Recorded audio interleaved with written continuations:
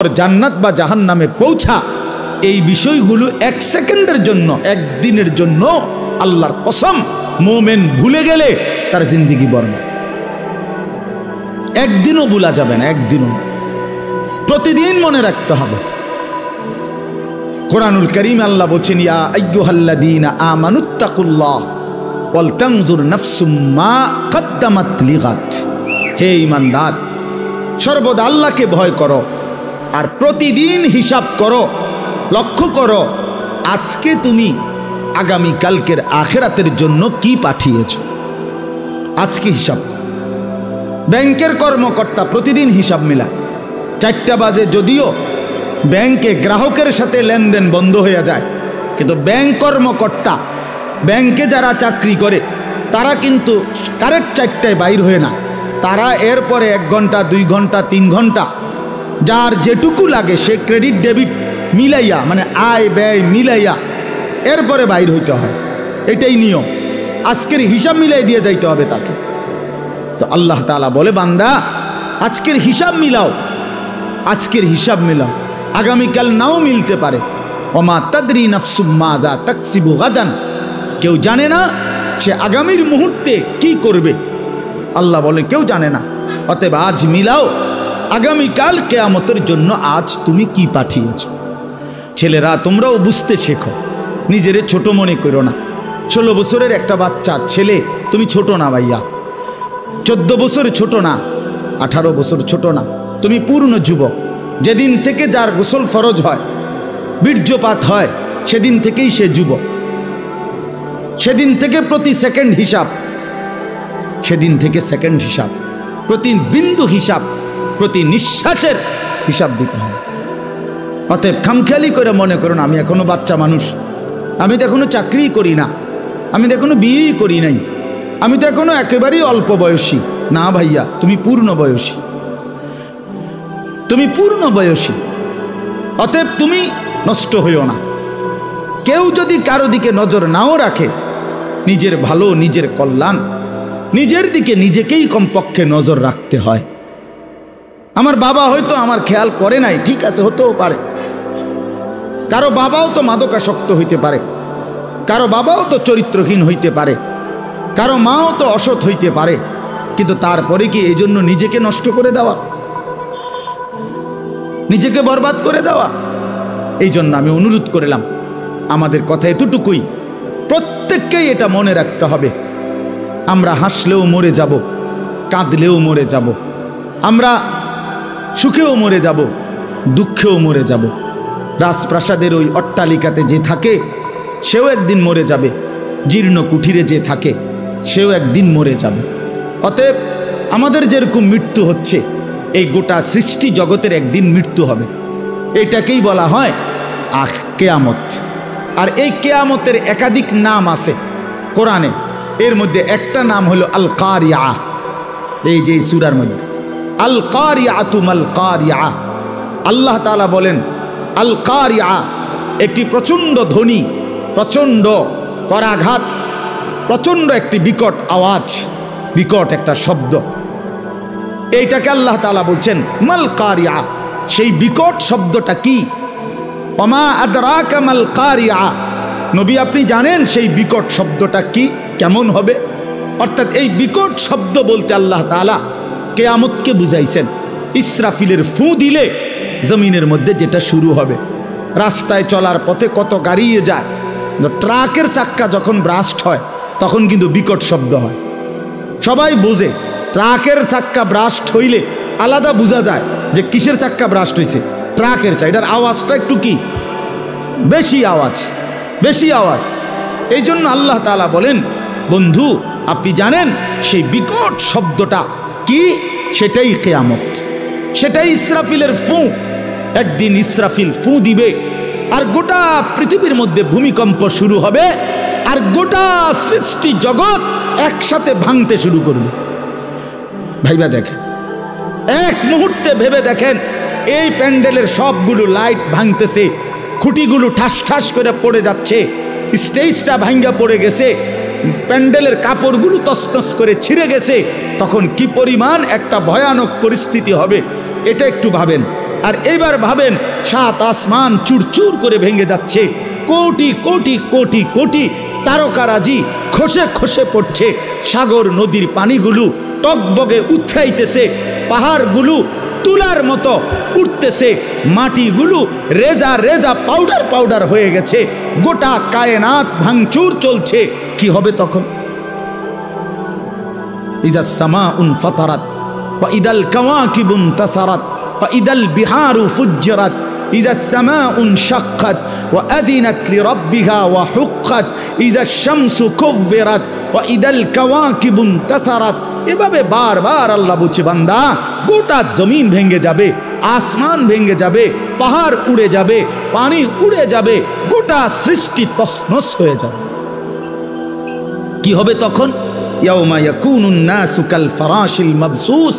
কোন পতঙ্গের দিকে, কোন লাইটের কাছে ওই সাদা সাদা পতঙ্গ, উলু উলু যেগুলো কই আমরা, উলু যেমন চারদিক থেকে দৌড়ায় দৌড়াইয়া এই লাইটের দিকে, আলোর দিকে, আগুনের দিকে আয়সা ঝাঁপাইয়া পড়ে, যে যেদিক থেকে পড়ে দৌড়াই আয়সা ঝাঁপ দিয়া দিয়া পড়ে।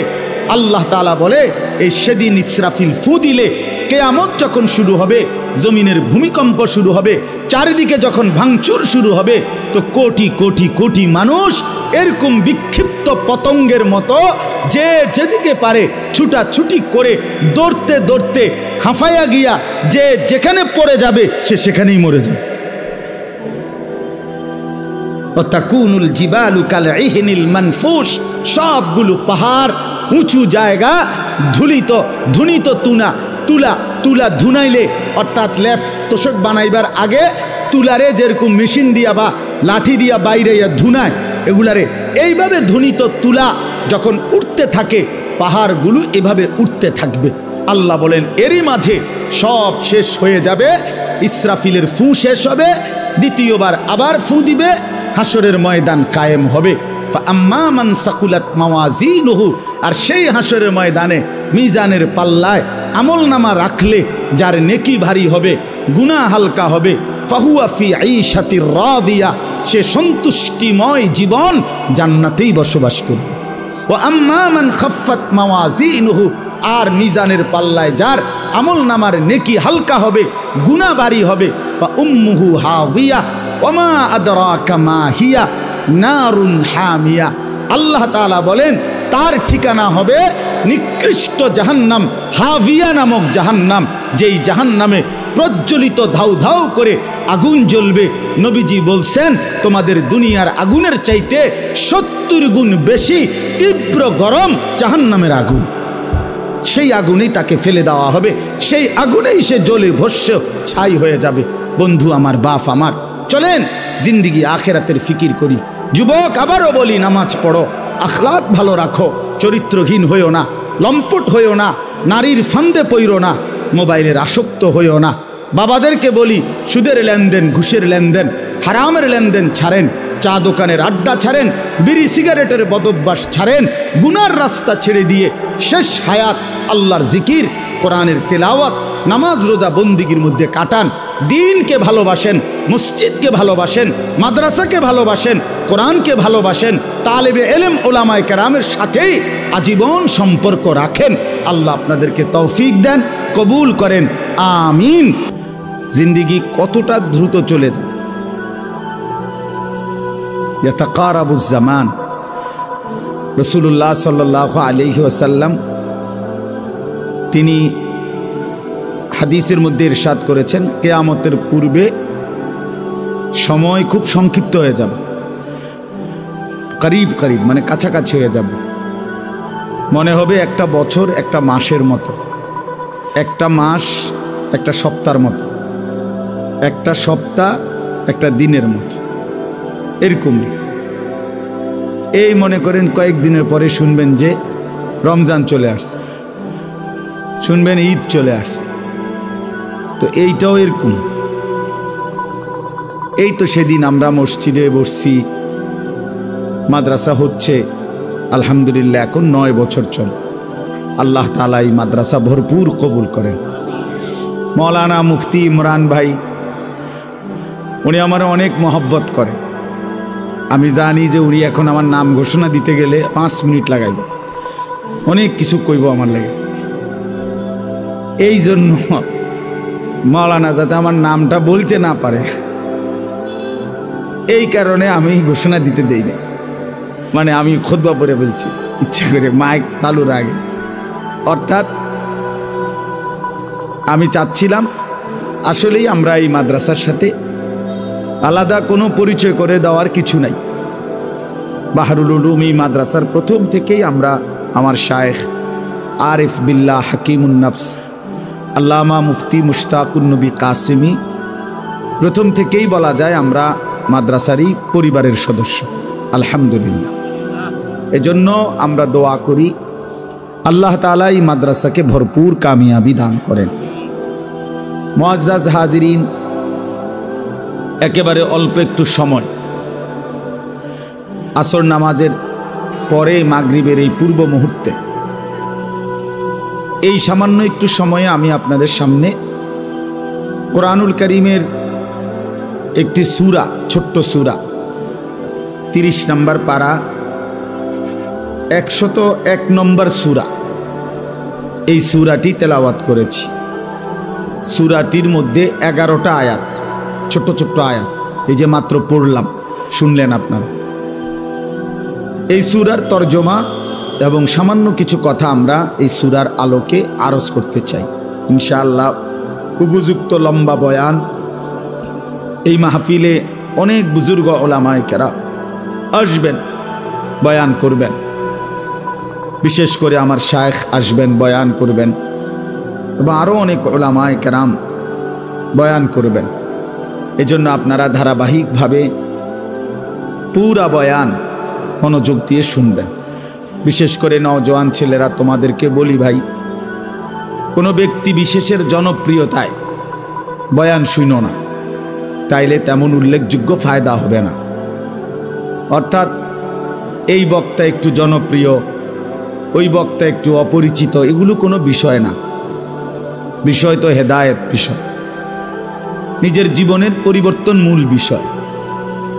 এটা আসলে আমরা অনেক সময় বুঝি না। নিজের পরিবর্তন দরকার, আর পরিবর্তন কোরআন সুন্নাহ থেকে হয়। কোরআনুল কারীমে আল্লাহ তাআলা বলছেন, যালিকা হুদাল্লাহ ইয়াহদি বিহি মান ইয়াশা। আল্লাহ তাআলা বলেন, এই কোরআনই হচ্ছে আমি আল্লাহর পক্ষ থেকে হেদায়েত। আমি যাকে ইচ্ছে করি এর দ্বারাই, মানে এই কোরআনের দ্বারাই হেদায়েত দিয়ে থাকি।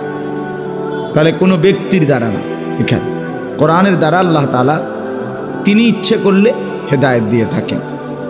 এজন্য কোনো ব্যক্তি বিশেষের মূল না, বরং আল্লাহর কোরআন, রাসূলের সুন্নাহ। এজন্য সমস্ত উলামায়ে কেরাম এখানে সকলেই উপযুক্ত আলেমদের নাম বয়ান করবে। আপনাদের সবার কাছে অনুরোধ, কষ্ট করে যারা নিয়ত করে আসছেন, নওজোয়ান ছেলেরা, বাবারা, ভাইরা, সবাই পুরা বয়ান মনোযোগ দিয়ে শুনবেন। একটা মাহফিলের ইন্তজাম করতে অনেক পেরেশানি করতে হয়। এই মাহফিল, এই প্যান্ডেল, এই পোস্টার, মাইক, হ্যান্ডবিল, প্রচার প্রচারণা, ওলামায়ে, আমার মাদ্রাসায় আগামী 14 তারিখ মাহফিল। আমার যে ছোট্ট মাদ্রাসা কুমিল্লা ক্যান্টনমেন্ট ময়নামতি সাহেবের বাজার, প্রতি মাসের দ্বিতীয় শনিবার মাসিক মাহফিল হয়। তো এইটাই বছর শেষে এই মাসের দ্বিতীয় শনিবার, আগামী শনিবার, সেটা একটু বড় করে আমরা বাইরে প্যান্ডেল আকারে করব। এখন দেখা গেছে আজকে প্রায় 20 দিনের মতো হবে। ওস্তাদরা অর্ধেক ছাত্রদেরকে পড়ায় আর বাকি অর্ধেক মাহফিলের কাজ করে। কি কাজ যে করে আমি এটা বুঝি না, কিন্তু কাজেই করতেছে শুধু।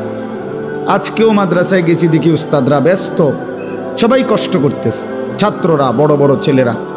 তাহলে বোঝা গেল একটা মাহফিল অনেক দিন কষ্ট করতে হয়, অনেক পেরেশানি, অনেক কিছু, অনেক ঝামেলা। এই সব কিছু কষ্ট করে ইন্তেজামের মাকসাদ আল্লাহর বান্দাদা কিছু কথা শোনা, জীবনের জন্য কিছু সবক খোরাক নেওয়া, নিজের আখেরাত, নিজের ভালো, নিজের কল্যাণ, মানুষের কল্যাণ, এটা কামনা করে।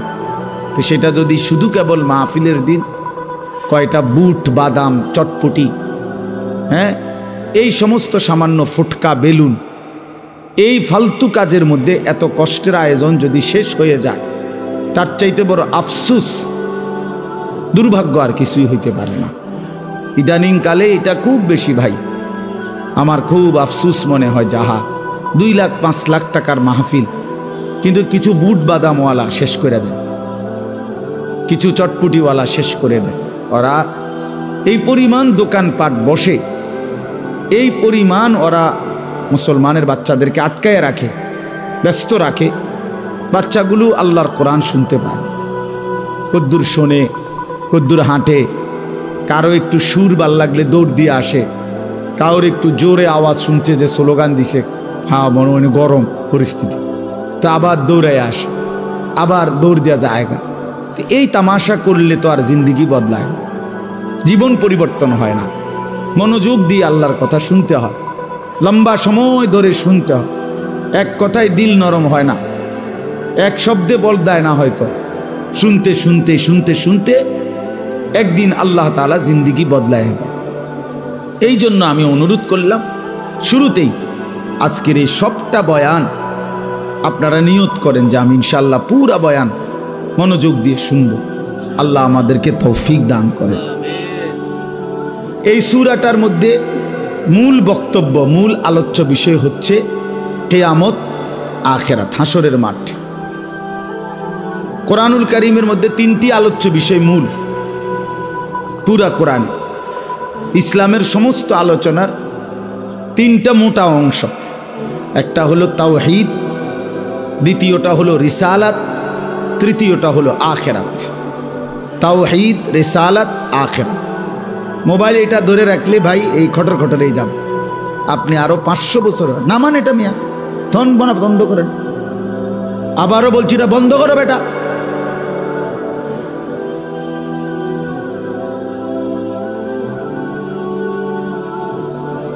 যতক্ষণ মোবাইল হাতে ধরা থাকে অতক্ষণ এই মানুষটার ফিকির এটার ভিতরেই থাকে।